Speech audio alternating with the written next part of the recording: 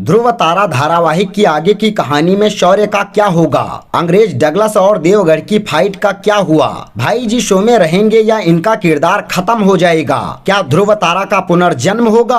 1879 में ऐसा क्या हुआ जो शो मेकर्स ने इसी ईयर को चुना। आज के इस वीडियो में हम इन्हीं 5 सवालों के जवाब जानेंगे। तो चलिए बिना किसी देरी के शुरू करते हैं। नमस्कार दोस्तों, मैं हूं आपका होस्ट दोस्त शिवाय सूर्यवंशी। पहला सवाल, अंग्रेज डगलस और देवगढ़ की फाइट का क्या हुआ। देवगढ़ के महाराज महावीर और डगलस, इन दोनों के बीच अभी काफी गहरी दोस्ती है। अगर किसी कारणवश फ्यूचर में देवगढ़ और ब्रिटिश अधिकारी डगलस का ट्रैक दिखाया गया तो भाई जी और डगलस में फाइट होगी, वो भी तब जब अंग्रेज खुद इसकी शुरुआत करेगा। हालांकि मुझे नहीं लगता शो मेकर्स कभी इस ट्रैक को दिखाएंगे। दूसरा सवाल, शौर्य का क्या होगा। दोस्तों, इस सवाल का जवाब हमारी खुद की फैन मेड थ्योरी है। जरूरी नहीं है जो हम बताएं शो में वही दिखाया जाए। चलिए अब इसका जवाब जान लेते हैं। शौर्य पड़ा भाई जी और मीनाक्षी के साथ 17वीं शताब्दी में ही रहेगा। ध्रुव तारा के लेटेस्ट प्रोमो में आपने देखा शौर्य ध्रुव तारा के साथ 21वीं सदी में जा रहा था, लेकिन बाबूसाह ने नवरंग वन को गुफा समझ उसमें आग लगा दिया, जिस कारण टाइम पोर्टल में एरर आ गई। ध्रुव तारा को लगेगा कि वह टाइम पोर्टल में फंस गए हैं, इसीलिए वह शौर्य को टाइम पोर्टल से धक्का दे देंगे और शौर्य समय परिधि से निकल जाएगा। कट टू नेक्स्ट, ध्रुव तारा 18वीं सदी के साल 1879 में पहुंच जाएंगे और इधर शौर्य को बाबूसाह बचा लेंगी। सुनने में ऐसा भी आ रहा है कि शौर्यपणा की रक्षा भाई जी करेंगे। तीसरा प्रश्न, भाई जी शो में रहेंगे या नहीं। तो आपको जानकर खुशी होगी, भाई जी शो में रहेंगे, लेकिन उन्हें दिखाया नहीं जाएगा, क्योंकि भाई जी का किरदार निभाने वाले टैलेंटेड एक्टर कृष्णा भारद्वाज एक गुजराती टीवी शो श्याम धुन लागी रे में भगवान श्री कृष्ण की भूमिका निभाएंगे। यह शो 15 जुलाई से टेलीकास्ट होगा।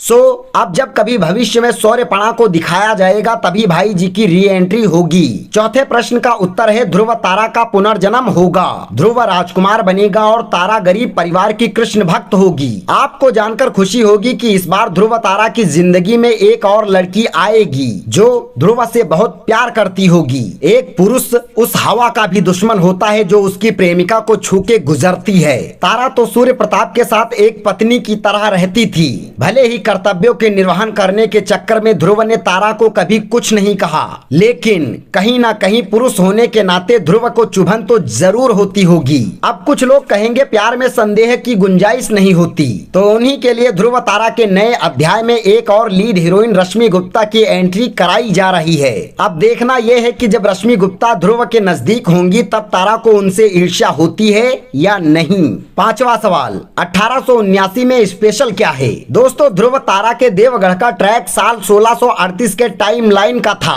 और ध्रुव तारा के नए अध्याय की टाइमलाइन 1879 होगी, यानी 241 साल आगे की। शो मेकर्स ने इसी साल को ही क्यों चुना, इसके पीछे बहुत बड़ा कारण है। 1879 का दशक सामाजिक परिवर्तन का दौर था। उदाहरण के रूप में कभी संस्कृत की विद्वान पंडिता रमाबाई ने भारतीय महिलाओं को मुक्ति दिलाने के उद्देश्य से विधवा पुनर्विवाह किया और स्वयं एक ब्राह्मण परिवार से होते हुए गैर ब्राह्मण से विवाह किया। 1880 में भाई जी की मौत के बाद रमाबाई ने बंगाली वकील बिपिन बिहारी दास से शादी कर ली। इनके पति एक बंगाली कायस्थ थे और इसीलिए शादी अंतर जातीय और अंतर क्षेत्रीय थी। दोनों की एक पुत्री हुई जिसका नाम मनोरमा रखा। 1882 में इनके पति की मृत्यु हो गई। चलिए इस कहानी को अब ध्रुव तारा के नए अध्याय से जोड़ के देखते हैं। जिस तरह रमाबाई कवि थी उसी तरह तारा भी एक कवियत्री है। इस शॉर्ट में आप तारा को पुस्तक पढ़ते हुए देख सकते हैं।